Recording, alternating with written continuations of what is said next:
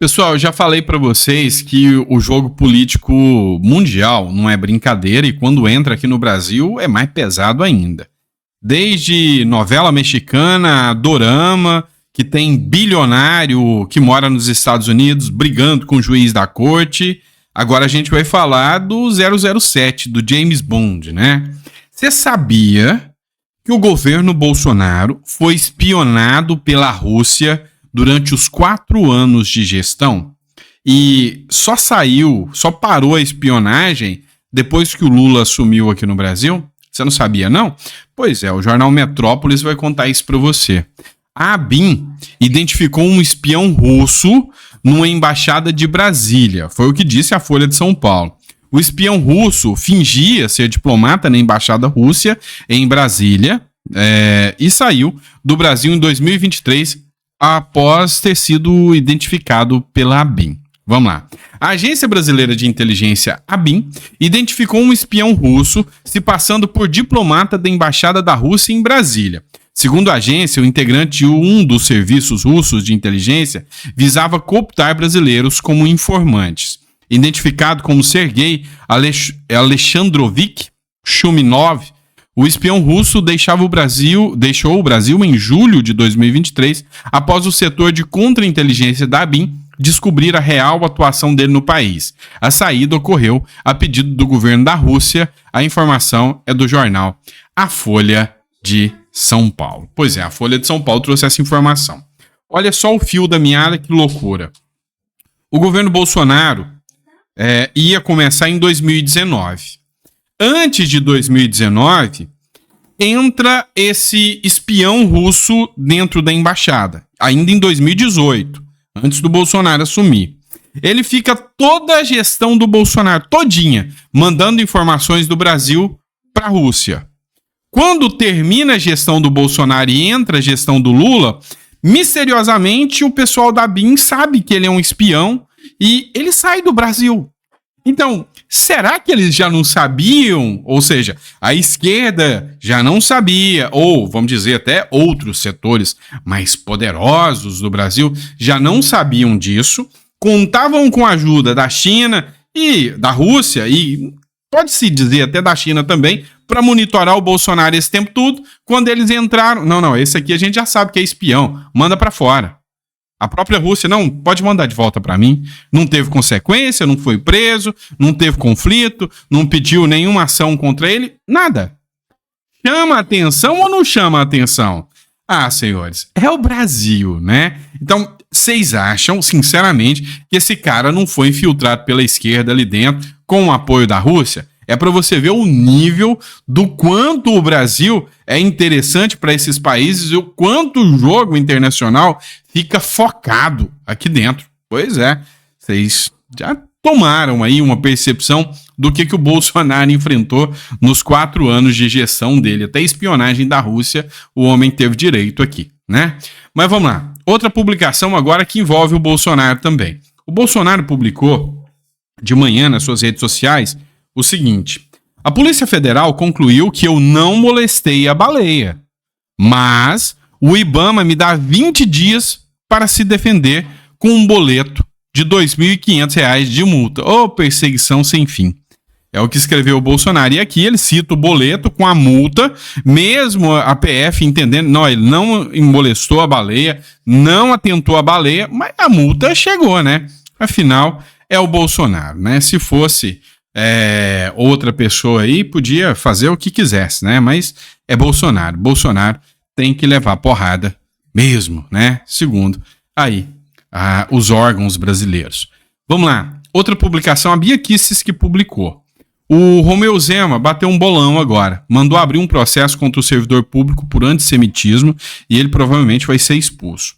Um servidor público do estado de Minas Gerais, conhecido como Marcos Vitruvius, ele fez 2 publicações. Uma delas, ele escreveu o seguinte: absurdo. Judeu sionista no Brasil é para ser esculachado e também escreveu morto nas ruas.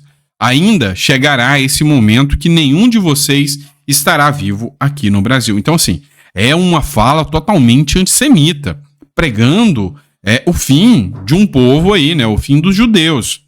Ele também publicou o seguinte, dizendo que em pouco tempo já não existirão mais judeus no Brasil. E aí ele é servidor, analista educacional e economista e mestre em desenvolvimento rural e trabalha no governo de Minas Gerais. O Zema escreveu o seguinte: discursos violentos e antissemitas são inaceitáveis. Determinei a abertura imediata de um processo administrativo disciplinar contra o servidor na rede estadual de educação em virtude do seu comentário criminoso nas redes sociais. Aqui não há espaço para incentivar o ódio. E aí, ele que é servidor da educação, né, professor? Aí, pessoal, a gente começa a entender o porquê que a educação brasileira está no nível que está. Tá? Isso aí já está vindo de gerações, ou seja, a primeira geração foi criada para ser professores militantes e a segunda geração já está doutrinada por esses professores militantes. É tenso, muito tenso o caminho que o Brasil vem seguindo. E o Zema acerta aqui, bateu um bolão em abrir o processo administrativo contra esse servidor. Se confirmado, esperamos que seja dada a punição devida ao dito servidor aí. Vamos lá, matéria do jornal Metrópolis agora para vocês. Para quem acha que o amor é barato, tá enganado. O amor custa caro, muito caro. O cartão corporativo do Lula pagou 8,5 milhões em viagens internacionais. Do Lula, tá? Lula gastou 182% a mais do que Bolsonaro em viagens internacionais no primeiro ano. Mas o petista também viajou muito mais do que o seu antecessor. O cartão corporativo pagou mais de 8,5 milhões em despesas com viagens internacionais do presidente Luiz Inácio Lula da Silva. Só em 2023. O montante inclui gastos de janeiro a dezembro, no primeiro ano do mandato do petista. De acordo com o Planalto, as idas do titular do Planalto ao exterior servem para recuperar a imagem do Brasil. Seria um investimento. Comparado ao primeiro ano do governo do ex-presidente Jair Bolsonaro, houve um aumento de 182% em despesas com viagens internacionais no cartão corporativo. Os valores foram corrigidos pela inflação com base no índice de preços de mercados, o INPC, né? Ou seja, pessoal, os investimentos estrangeiros no Brasil sumiram. São os menores, tá? De muitos anos. Nem no período da pandemia foi tão trágico quanto está sendo agora. A segurança jurídica no Brasil está jogada ao pó. Tá tenso. Mas, meu amigo, continua fazendo viagem. Petista batendo no peito, dizendo que, mas o Lula trabalha, o Bolsonaro não. E contando que essas viagens deslumbradas do Lula aí são alguma coisa positiva. E não são. E no final das contas, sabe qual foi o resultado final de tudo isso? Só uma bela lua de mel de um ano inteiro para o Lula e para a Janja, pago com o nosso dinheiro, porque investimento para o Brasil não trouxe nada. Matéria do jornal Metrópolis. União vê favorito para a vaga de Moro no Paraná e não é a Rosângela Moro. Pois é. O que aconteceu foi o seguinte. Hoje o ex-deputado, né, Paulo Martins, é o cotado para ganhar a vaga. A Gleisi Hoffmann já anunciou que se o Moro cair, ela vai tentar concorrer, mas assim, ela vai tomar uma lavada, mas sem precedentes.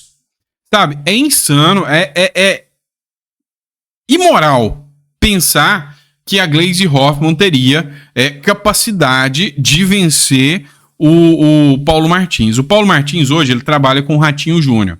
O Ratinho Júnior está com uma aprovação no Paraná de quase 80% da população. O Bolsonaro é um cara que já se mostrou poderoso demais para apontar o dedo e falar: esse é o meu candidato. Tanto é que o Paulo Martins ficou em segundo lugar, perdeu só para o Moro.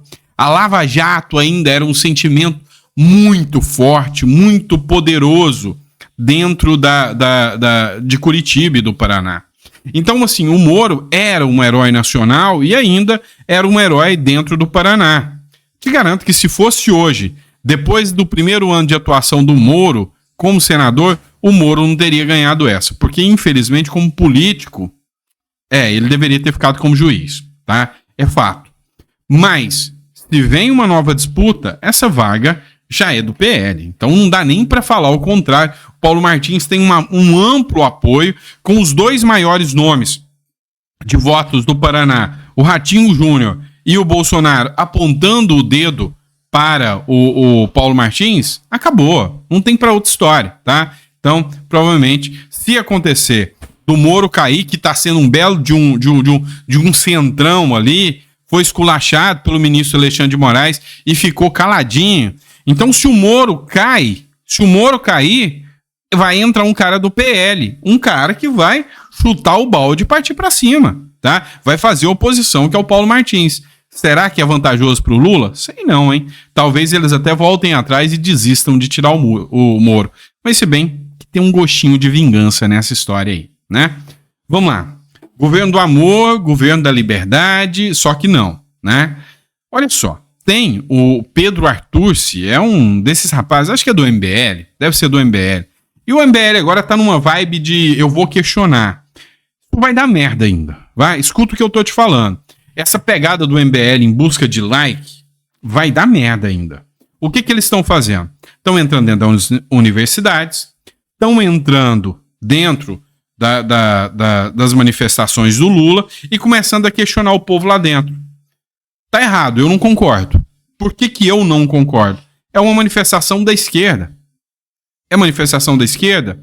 O que um cara da direita vai lá fazer para tentar ficar questionando eles num reduto onde ele sabe que mais cedo ou mais tarde pode uma agressão fugir do controle? Eles são agressivos. Vocês sabem disso. Só que assim, o menino agora, o Pedro Artursi, ele foi lá e nessa ida dele aconteceu algo mais grave ainda. O fato dele estar questionando, que é direito, tá? Não tô falando que é errado, é direito, mas ainda vai dar ruim qualquer hora. Ele foi lá para questionar e foi ameaçado de prisão pela Polícia Federal por estar questionando, no mesmo evento em que o Lula mandou tirar cartaz. Dá uma olhada aqui no trecho aqui do vídeo que ele publicou aqui. Foi o Leonardo Saltler que republicou esse vídeo aqui. Olha só. Você sabe que só pode ser preso, não sabe? Só vai ser preso. Vocês viram aí que começou com um áudio falando: ó, você sabe que o senhor pode ser preso, você vai ser preso. Foi a fala de um policial federal para ele por estar questionando. Olha só. O senador do Ceará é o Mano de Freitas, o ministro-chefe da Casa Civil, Rui Costa, o ministro da Educação, Camilo Santana. Sabe como é que o Lula coloca a gente nos eventos dele? É dessa maneira aqui, ó, com esses ônibusinhos, se utilizando dos mais pobres para colocar e lotar o evento dele. E ele depois dizer: olha só, eu sou o pai dos pobres.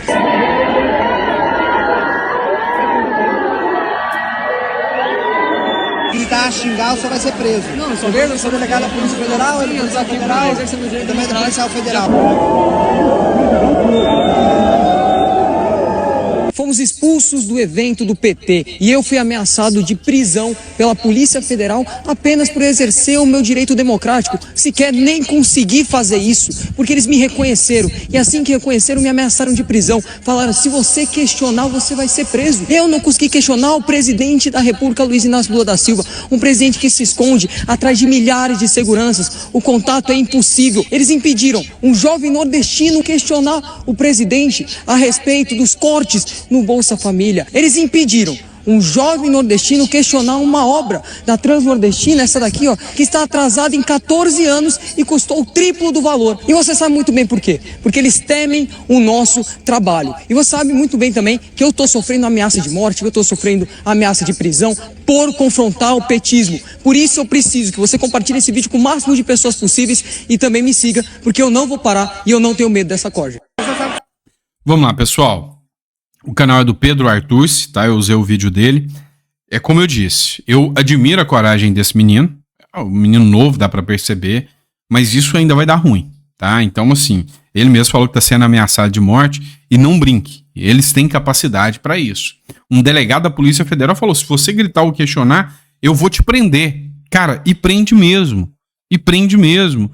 Então, assim, muito cuidado com esse tipo de busca de like, esse tipo de questionamento seu não leva a nada, tá? Então, assim, esse é um conselho de uma pessoa mais velha, mais vivida, que eu tô dando. Isso é bom, faça os vídeos, divulgue, mas cuidado que esse tipo de situação aí, mais cedo ou mais tarde, pode acabar perdendo a vida aí por causa de uma bobeira. Você entrou no ninho das cobras ali pra querer mexer com elas, e aí você vai ser picado, meu irmão. Então, muito cuidado. É assim, é um conselho que vem com muito carinho aqui para que você tome cuidado nessa situação. Vamos lá, dando continuidade agora, matéria do Jornal da Record.